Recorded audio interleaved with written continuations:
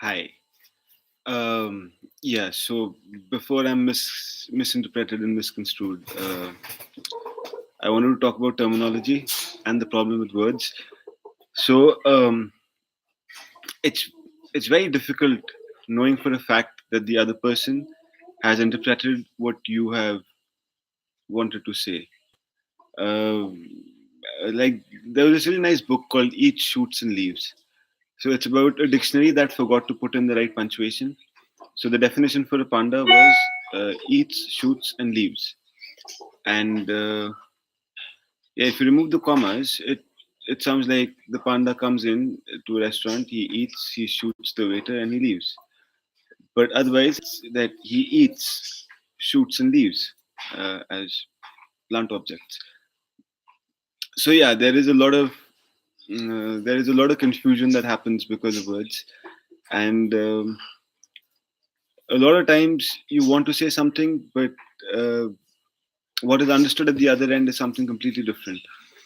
And I've gone through that happening to me quite a few times, especially at points where I've been in the middle of a heated debate, or uh, when there have been rifts that are slightly bigger and you're trying to get a compromise done in the middle.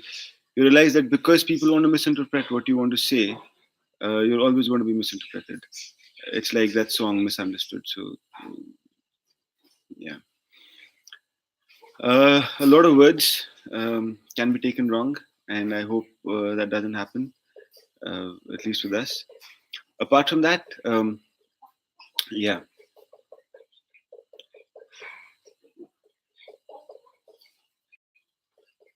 Apart from that, everything is good. I mean, if we can get across to each other without getting lost in the words, it's quite amazing. There's this story in the Bible about the Tower of Babel, wherein it's like man decided to build a tower that would reach into heaven, and well, the Lord decided to strike it down, and then He cursed us with babbling. So he changed languages, and suddenly it was no longer possible for us to interact amongst each other. And it's very interesting because when you go into the hills, you realize that every few kilometers the dialect changes. So minor variations, and then you have major variations. So we have two mountain ranges on both sides of this valley. So Dehradun is technically a valley, and we have Kumaon on one side, and we have Garhwal on the other side. So Garhwal has Garhwali, Kumaon has Kumaoni, and though the languages are similar, they are very different. So yeah, language is as essential it is for us. I was also going through this other documentary on how because of language we gave up on our immediate sensory action and our immediate short-term memory. So an experiment they did with chimpanzees and humans. It's there on YouTube. I'll try finding it and sharing the link here. I don't know if I'm allowed to do that, so I'll find that out first and then I'll share the link if it's allowed. Uh, but yeah, language has been very beneficial because it's allowed us to pass down information, and it's allowed for a lot of things. And now with English, despite all the disadvantages, the fact is that it has given us a common medium through a very diverse world. So yeah, thank you English for that. And the problem with communication not happening properly is that you lose out on a lot of stuff that you want to express. And every time that I'm teaching law, whenever we have this fundamental right of freedom of speech and expression, we understand what speech is, but we don't pay that much attention on what expression is. And expression is very diverse. But this here right now is an expression.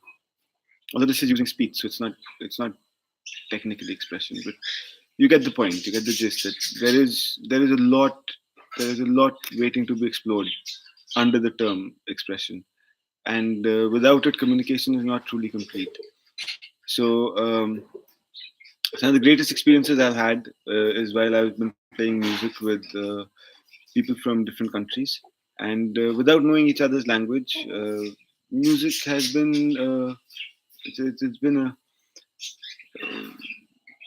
unifying factor. It's been something that brought everybody else together, and there was just the mood of the music that could facilitate conversation without words, or like the conversations I have with all these animals. It's without words, but there obviously is feeling involved. There obviously is a lot of other things involved in it. So yeah, I just wanted to get that clear and out of the way. Tomorrow we start with the. I'll discuss one tarot card every day, and if we have visitors on here, then I'll do one demo reading. Apart from that, my random thoughts on a lot of random things. I've been living in the forests for a long time, so it feels good to be back in society and in civilization, I guess. And yeah, for anybody wondering where my teeth went, I lost them while playing with my dog, who we just lost. She was a German Shepherd and sorely missed. Yeah, animals are great, man. So when she died, I actually wrote this piece called "On Dog and God," and I was just thinking about whether or not animals are capable of certain things. Well, that's for a different stream, I guess. And I think we'll start doing a few vlogs of the things we do, because uh, it's good for me, and it's, yeah. I mean, I don't really mind sharing it. Uh, every time I go back and read something that I've written a few years back, I realize how much I've been changing over the years. Back in 2011, I wrote this line saying that the rationality of the present becomes the rationality of the future, just as the rationality of the past becomes the rationality of the present. To that effect, basically, how our definition of what is rational and what is right keeps changing, and with that change, the entire method with which we view the world, the entire lens through which we view it changes completely. So I've been trying to find the method in the madness, ordo ab chaos, the system and the chaos, and it's taken me through quite a few uh, awesome phases, and I'll be putting them all down here because I recently lost my grandfather, and before losing him, I saw him lose his memory and recollection of things that had happened in his life, and that is what broke him the most. Not being able to remember what his life was all about, and that's something that happens to all of us as we get older. We keep forgetting, and and this is good because this ways I have a tab on who I've been, when I've been, what I've been. So yeah, given that it's good for me, and yeah, I don't really mind sharing it.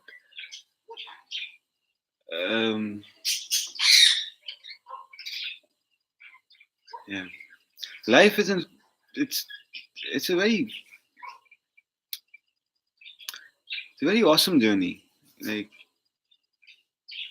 the ups and downs, regardless, all of that stuff left aside, just life in itself.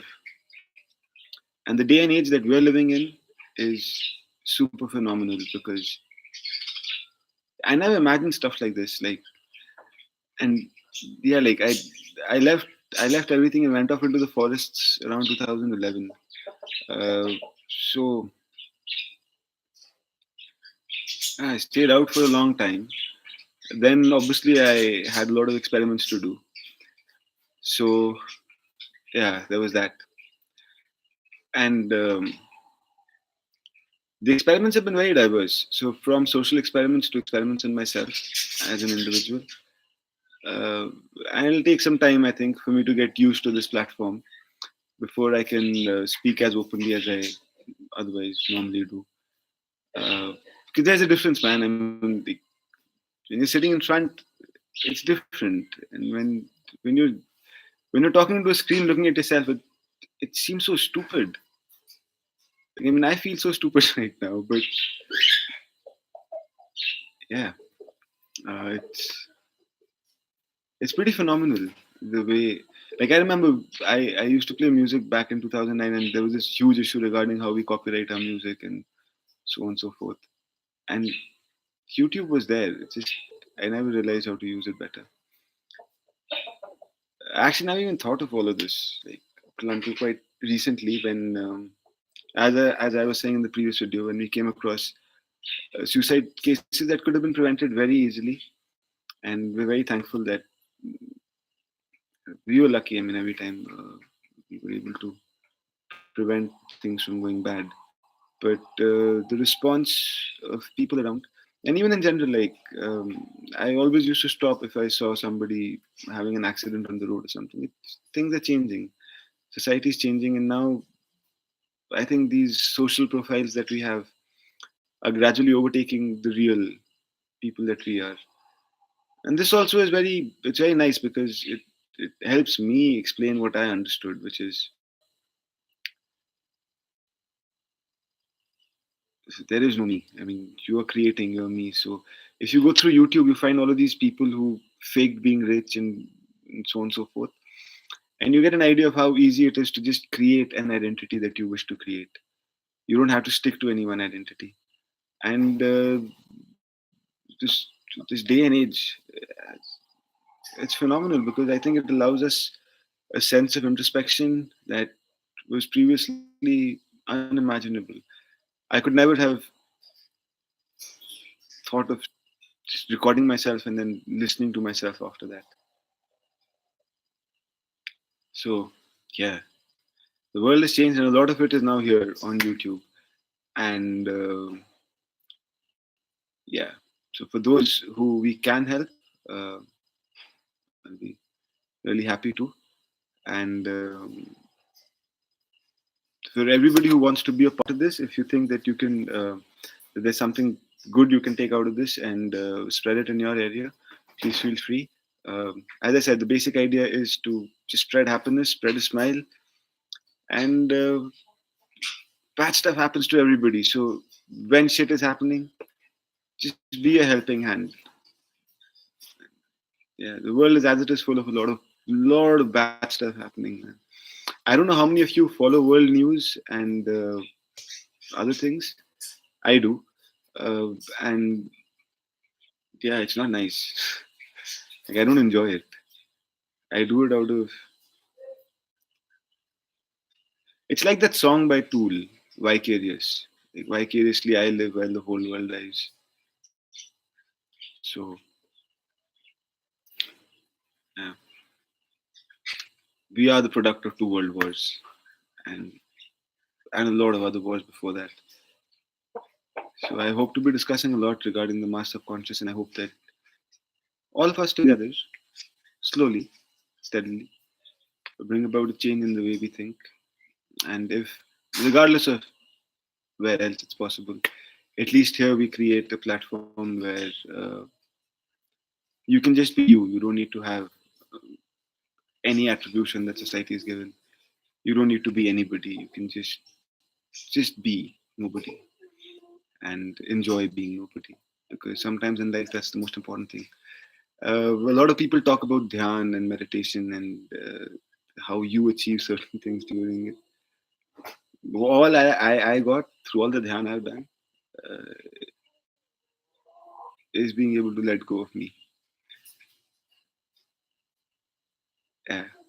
So again, like everybody like to be happy, you need to be content, you need to be satisfied.